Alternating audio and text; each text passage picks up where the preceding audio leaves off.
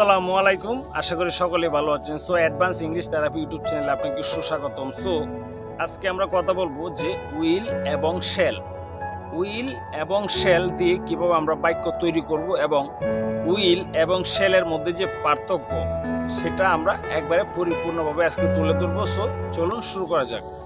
So will এবং shell এই দুইটার মধ্যে যে পার্থক্য সেটাও আমি তুলে ধরতেছি। সো চলুন আগে আমরা বাক্য তৈরি করি। যেমন সাপোজ ধরেন শেল এবং উইলের মধ্যে যে পার্থক্যটা সেটা আগে একটু বলি, তাহলে আপনারা সহজে বুঝতে পারবেন। সাপোজ ধরেন আমি আপনাকে বললাম যে আমি আগামীকাল ঢাকা যাব। কথাটা বোঝার চেষ্টা করবেন যে আমি আগামীকাল ঢাকা যাব।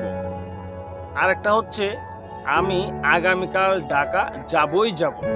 এই দুইটা বাক্যের মধ্যে যে পার্থক্যটা আপনি বুঝতে পারতেছেন। যেমন আমি আগামীকাল ঢাকা যাব, এই কথাটার মধ্যে, এই বাক্যটার মধ্যে কোনো নিশ্চয়তা নাই। এই বাক্যটার মধ্যে কোনো নিশ্চয়তা নাই। আর যদি আমি বলি যে আমি আগামীকাল ঢাকা যাবই যাব, তার মানে কি ওই বাক্যটার মধ্যে একটা নিশ্চয়তা আছে যে হ্যাঁ, যত কিছুই হোক আমি আগামীকাল যাব। তাহলে আমি আগামীকাল ঢাকা যাবই যাব যদি আমি ব্যবহার করি, তাহলে I will go to Dhaka tomorrow. I will, এখানে কিন্তু শেল বসানো যাবে না, এখানে বসবে কি উইল। সো এবং আমি যদি বলি যে হ্যাঁ আমি আগামীকাল ঢাকা যাব, তাহলে এখানে কি বসাবো I shall go to Dhaka tomorrow. তাহলে আশা করি পার্থক্যটা বুঝতে পারছেন। যদি একবার নিশ্চয়তা প্রকাশ করে কোনো কিছু বলতে ভবিষ্যতে, তাহলে উইল বসবে। আর যদি নিশ্চয়তা ছাড়া, মানে জাস্ট অনুমানের উপর ভিত্তি করে আমি বললাম যে হ্যাঁ আমি আগামীকাল যাব, বাট আমি শিওর না যে আগামীকাল যাব কিনা, বাট আমি বললাম যে হ্যাঁ আমি আগামীকাল যাব। সো আমি আগামীকাল যাইতেও পারি, নাও যাইতে পারি, তখন আমি কি বসাবো শেল বসাবো।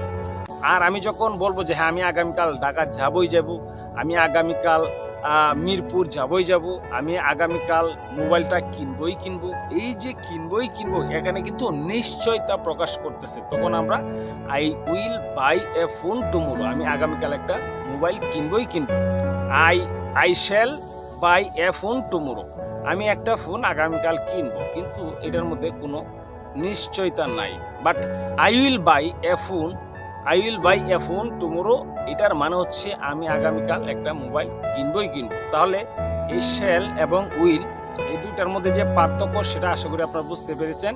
এবং আমরা শেল এবং উইল দুটোই কিন্তু ভবিষ্যতে বোঝায়। যেমন আমি যাব, আমি খাবো, আমি হাঁটবো, আমি যাব, এই যে মানে ভবিষ্যতে কোনো কিছু যখন বোঝায় তখন কি হবে, তখন কিন্তু শেল এবং উইল বসাতে হবে। তবে উইল যদি আমরা বসাই তাহলে নিশ্চয়তা প্রকাশ করে, আর যদি শেল বসাই তখন কিন্তু কি হয়, নিশ্চয়তা প্রকাশ করে না। এটা হচ্ছে গ্রামারের নিয়ম।